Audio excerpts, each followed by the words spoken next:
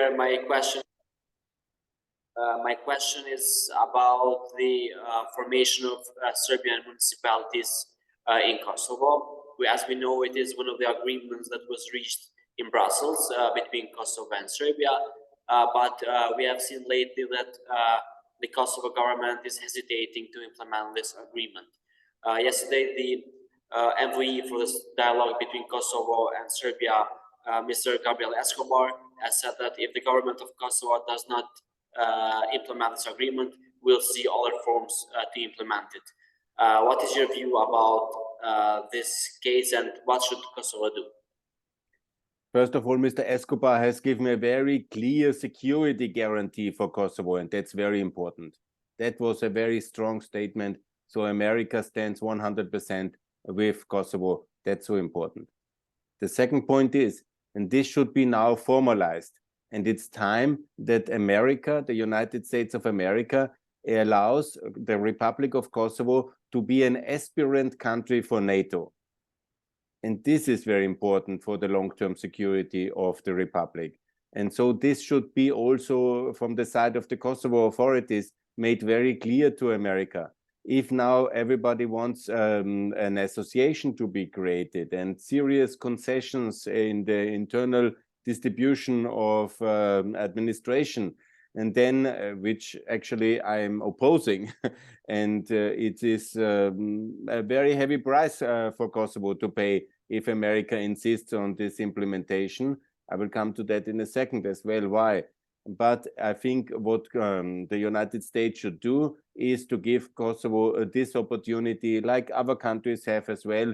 Bosnia is an aspirant country to NATO. Georgia is an aspirant country to NATO. Ukraine is an aspirant country, and Kosovo should be as well. So you think that the association is a dangerous agreement for Kosovo? Could risk the sovereignty of the country? Look, dangerous is Russian and Serbian military. But of course, it's not very good, this form. I'm actually opposing any kind of ethnic denominated kind of association. It was a very big strategic mistake of the international community in Bosnia to allow the term Republika Srpska. That's a big mistake, and it shouldn't be repeated, because you shouldn't divide nations along ethnicity lines. Yeah? It's not good. Yeah. So again, association of municipality Kosovo has already. So there is the AKM, and it's working. So there can be also, and I think there will be the moment that Kosovo will have to make some kind of concession here, and that will be as well, maybe there will be an association of minorities. Yeah? But it shouldn't be called a Serb association. It shouldn't be Serb associations, because it's also factually not true. There is not only Serbs and minorities in Kosovo. There's also Bosnians, there's Montenegrins, there's Turks, yeah, and there is a lot of minorities in multi-ethnic Kosovo. So it can be an association of minority, majority. There can be different terms found.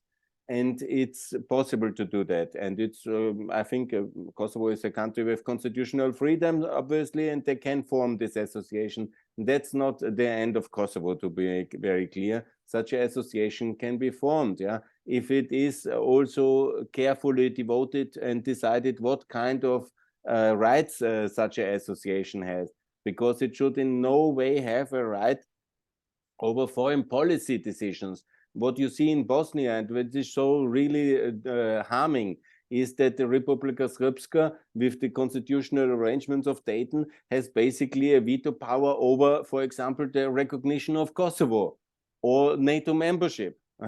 And that's really a disaster, because the majority of people in Bosnia want to join NATO. 60% want to join NATO. The majority of people in Bosnia want to recognize Kosovo. But the Republika Srpska is empowered under the pretext of minority protection to block the foreign policy and integration into NATO or important foreign policy steps. And that should never be the case. So protecting the minority in Kosovo absolutely is already the case, by the way. There is extensive minority rights, and there is extensive devolution. in the Republic of Kosovo. But you can never, ever, under no pressure ever, there can be any rights to somehow block then the foreign policy integration of Kosovo into NATO and the EU. And now the EU has allowed to Kosovo to apply to the European Union. Today is quite a historic day for that. And I think it's at the moment where the signature is happening for application. Congratulations, that's historic. But now America, as the lead power in NATO, should allow the same application status for Kosovo. And yeah, that's a bit complicated for Mr. Escobar. And I understand it's complicated because some countries have not recognized Kosovo, but he is asking a very complicated thing from Kosovo as well. And so I think the Kosovo authorities should insist on the NATO status. And that is extremely important because as powerful as Escobar has made a statement for the protection of Kosovo yesterday, it is much better to be institutionalized, this security guarantee, not only in KFOR, but inside NATO. Because as you see in the case of Ukraine, countries in Europe are only secure once they are full members of NATO. And this is what Kosovo needs, and this is what Kosovo has deserved, and Kosovo must be a member of NATO. Yeah, I want to thank you a lot for your time and for this interview, Mr. Frelinger. Thanks a lot. All the best to Kosovo. And congratulations for the EU candidate status. Thank you. I hope they have a positive feedback. Are you planning to come in Kosovo soon? In January, I will do my best to come, but now I'm in Austria and we'll be in touch. We'll be in touch in January. Thanks a lot. All the best. Thank you. Bye. See you.